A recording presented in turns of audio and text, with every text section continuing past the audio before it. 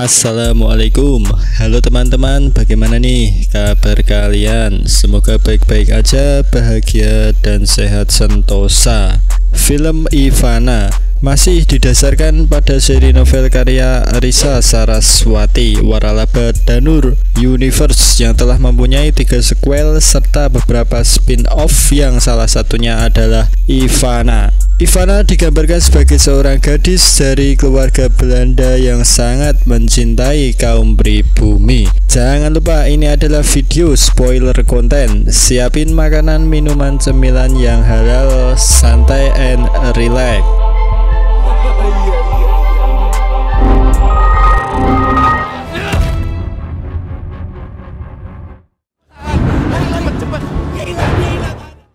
Ivana memulai kisahnya dengan malam di mana tentara Jepang menyergap sebuah rumah yang diyakini milik keluarga Ivana. Dirinya digambarkan sebagai seorang gadis dari keluarga Belanda yang sangat mencintai kaum pribumi. Di saat para tentara Jepang datang, ia membuktikan kecintaannya dengan lebih memilih untuk mengutamakan keselamatan kaum pribumi dibandingkan keselamatannya sendiri. Namun rasa cintanya itulah yang akhirnya menempatkan dirinya dalam bahaya, hingga akhirnya gadis itu menemukan ajalnya dengan tragis.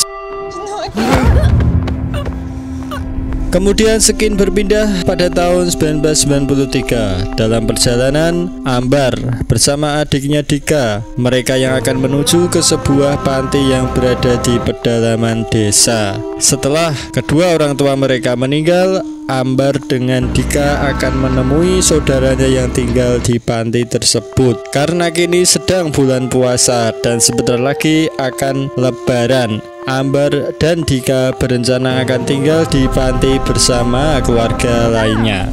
Ambar ini dikisahkan mengalami gangguan di matanya. Dia masih bisa melihat, namun penglihatannya kurang begitu jelas. Dan tibalah mereka di panti tersebut. Di sana mereka disambut oleh Agus dan Biwati.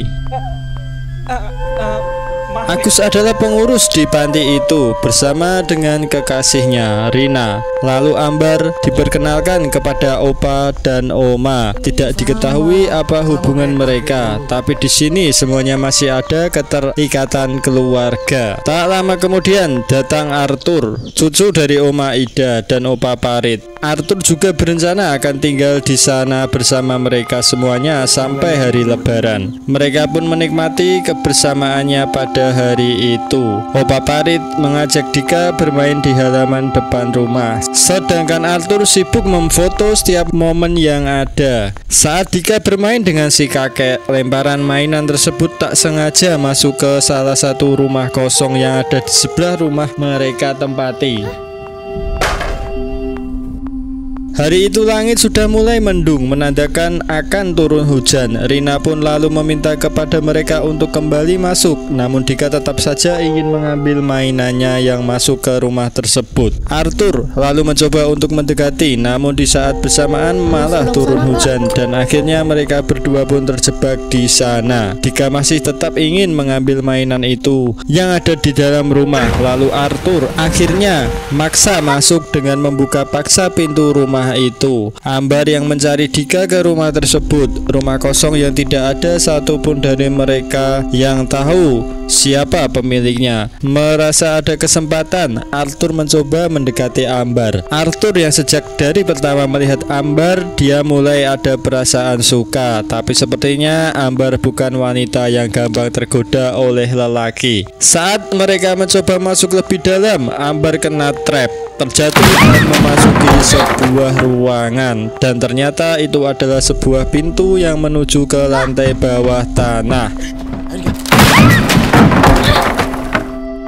Namun justru mereka menemukan barang-barang peninggalan yang sengaja disimpan di sana. Walaupun penglihatan Ambar terbatas, tapi saat itu penglihatannya tertuju ke sebuah benda yang terbungkus oleh kain putih. Arthur pun mencoba untuk membuka kain penutupnya, dan saat dibuka ternyata itu adalah sesosok tubuh tanpa kepala.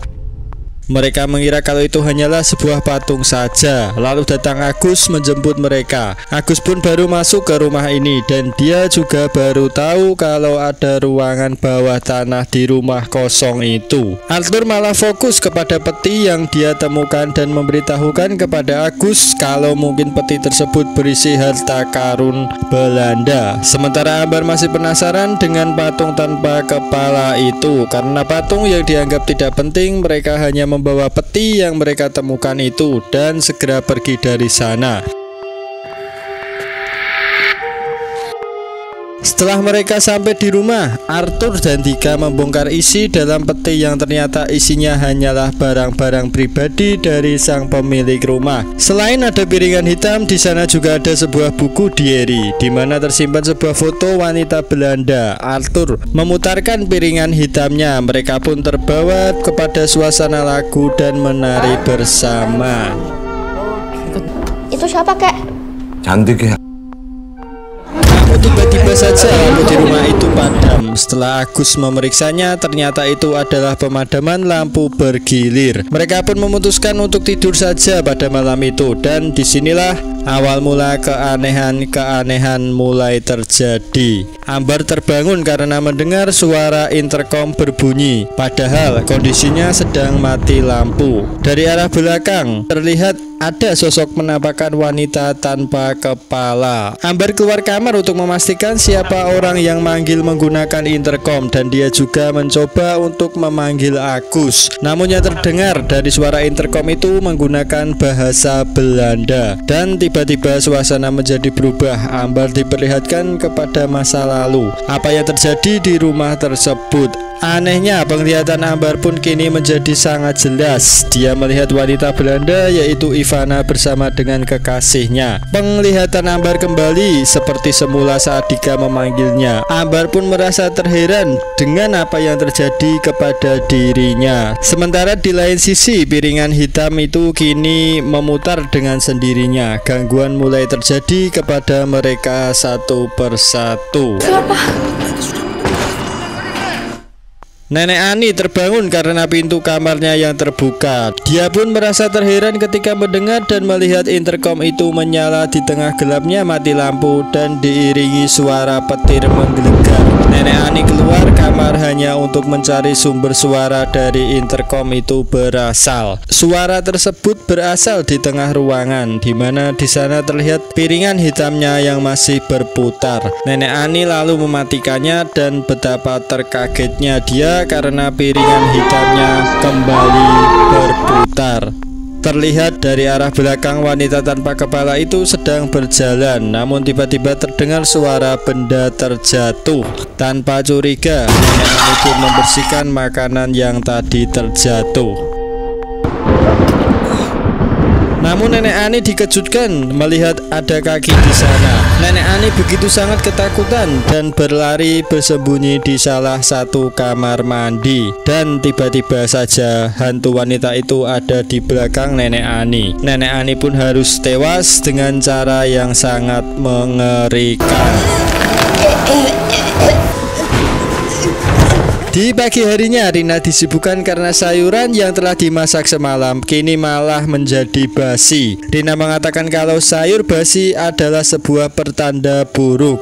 Emang iya ya? Pertanda buruk. Dan pada hari itu adalah hari raya Lebaran. Mereka semuanya tidak sholat Id karena mereka semuanya bangun kesiangan. Tak hanya itu, ternyata tiba-tiba patung itu kini sudah ada di dalam rumah. Mereka pun kebingungan dan saling menuduh antara Arthur dan Agus. Awalnya mereka tidak terlalu mempedulikan keberadaan patung tersebut, tapi Ambar di sini justru yang mulai merasakan adanya keanehan. Pintu aja udah kebuka, pasti kerjaan lo nih. Ya enggak. Dari buku diary yang kakek Parit baca dalam peti kemarin, ternyata itu adalah buku kepunyaan pemilik wanita Belanda. Diceritakan keluarga sang pemilik rumah yang terbunuh. Di sini Ambar bercerita kepada Opa Parit kalau selama dia tinggal di rumah ini, Ambar selalu diperlihatkan kepada sesuatu yang orang lain tidak bisa melihatnya. Bisa dikatakan Ambar bisa merasakan hal gaib yang ada di sekitarnya. Ambar menceritakan apa yang dia alami kepada Opa Parit, dan semua cerita dari Ambar ada kaitannya dengan buku diary itu. Dari tadi mereka berkumpul, tidak ada salah satu dari mereka yang menyadari kalau Nenek Ani tidak terlihat. Hingga saat mereka sedang sesi foto, barulah mereka sadar kalau Nenek Ani dari tadi tidak terlihat. Rina mencoba mencari Nenek Ani ke kamarnya, namun Nenek Ani sudah tidak ada di sana. Kepanikan mulai terjadi hingga mereka pun semuanya harus berpencar untuk mencari keberadaan Nenek Ani. Akhirnya Ambar yang menemukan Nenek Ani ada di dalam kamar mandi. Begitu terkejutnya Ambar karena dia menemukan Nenek Ani yang sudah tidak berkepala dan tentu saja tidak bernyawa. Ambar sangat histeris melihat kematian sang nenek yang begitu tragis.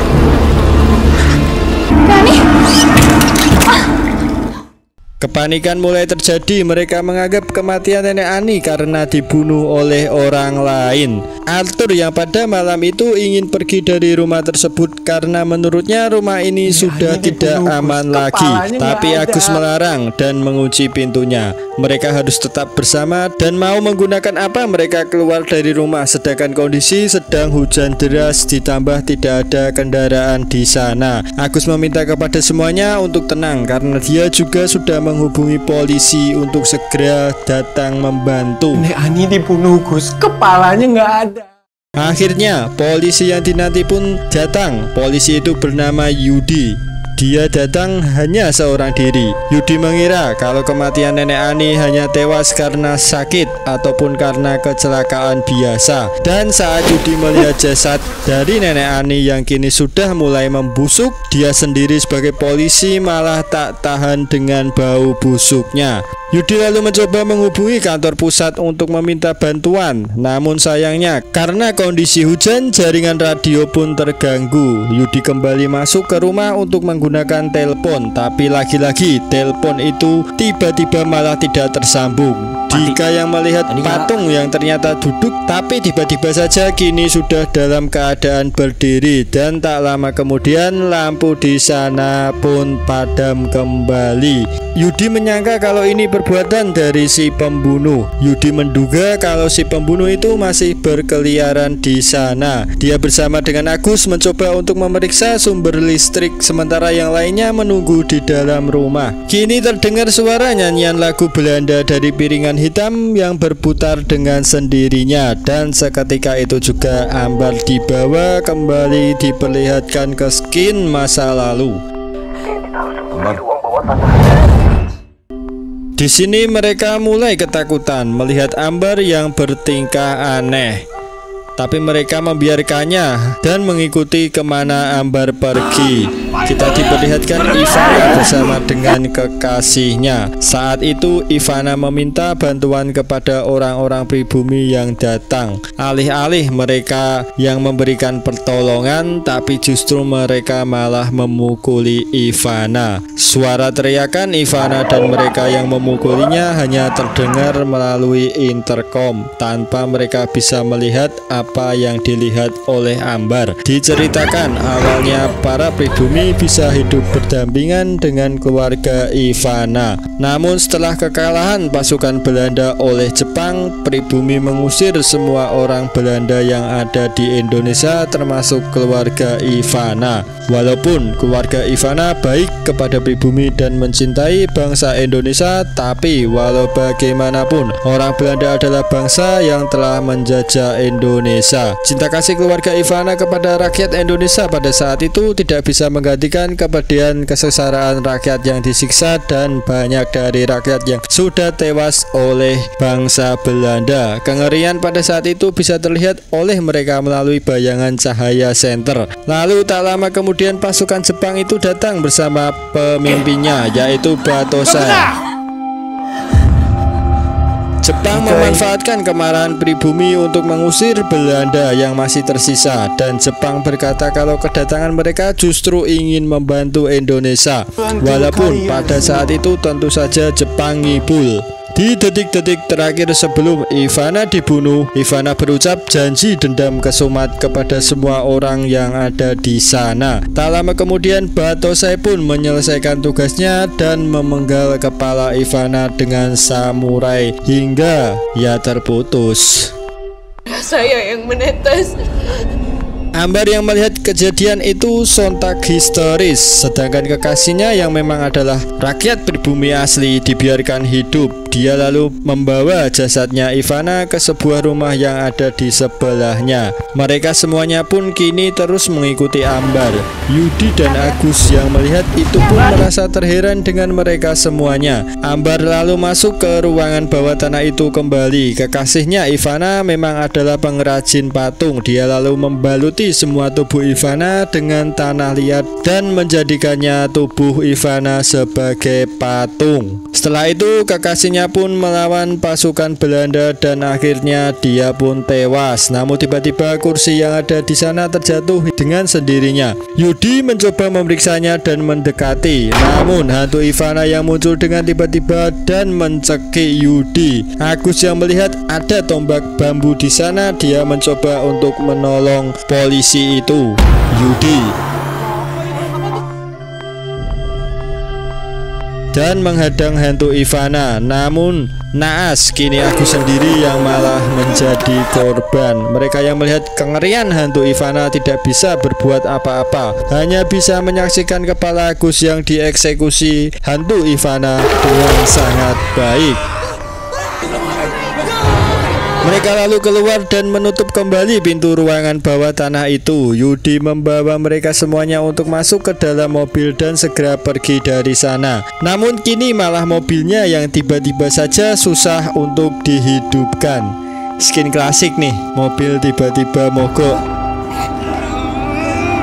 Teror Ivana tak hanya sampai di situ saja. Dia yang muncul kembali mengarah ke arah mobil mereka. Rasa panik takut bercampur dalam satu mobil. Mereka berusaha untuk mengunci pintu mobilnya. Namun kini giliran Oma Ida yang menjadi korban dari keganasan Ivana. Mereka yang berusaha membuka pintu, tapi kini pintunya yang malah tidak bisa terbuka. Arthur dari belakang bisa membuka pintu mobil, namun itu sama sekali tidak bisa menolong omanya, dan malah Arthur sendiri yang kini menjadi korban selanjutnya.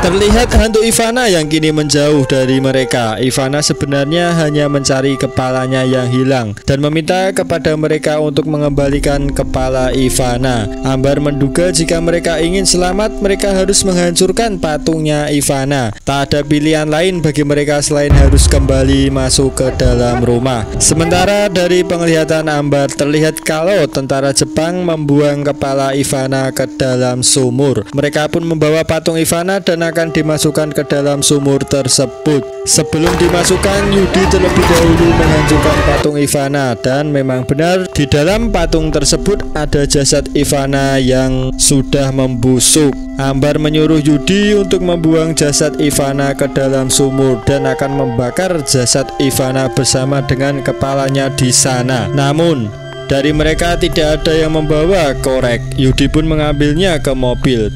Dan tak lama kemudian tiba-tiba Ivana datang dan langsung mencekik Ambar bersama dengan Dika.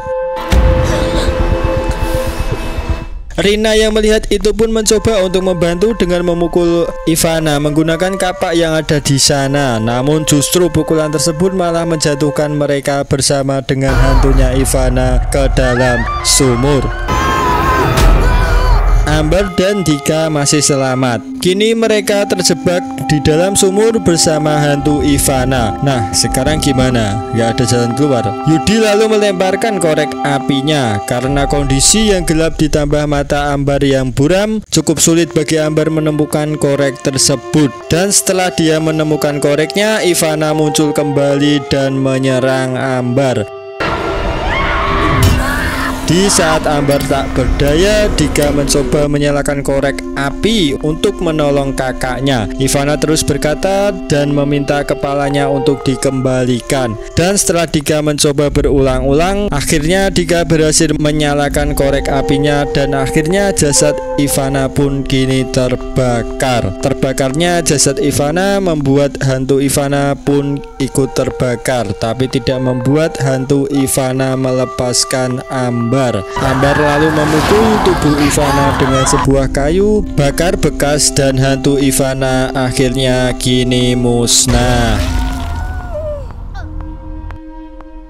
1 minggu berlalu, mereka memutuskan untuk pergi dari rumah panti itu. Dan saat Ambar berkemas barang, Ambar menemukan ada sebuah foto. Dari balik foto tersebut tertulis bahwa nama Dimas, Elizabeth, dan juga Ivana. Diduga kalau mereka adalah kakak beradik. Lalu di akhir film terlihat piringan hitamnya yang kembali berputar dan film pun selesai. Meskipun kalian tidak mengikuti waralaba Danur, Ivana masih tetap bisa ditonton karena film tersebut menceritakan kisah yang berbeda. Ivana mungkin merupakan salah satu entry terbaik dari Danur Universe. Lumayan buat memacu adrenalin horor kalian. Oke teman-teman, terima kasih. Semoga kalian terhibur. Jangan lupa subscribe.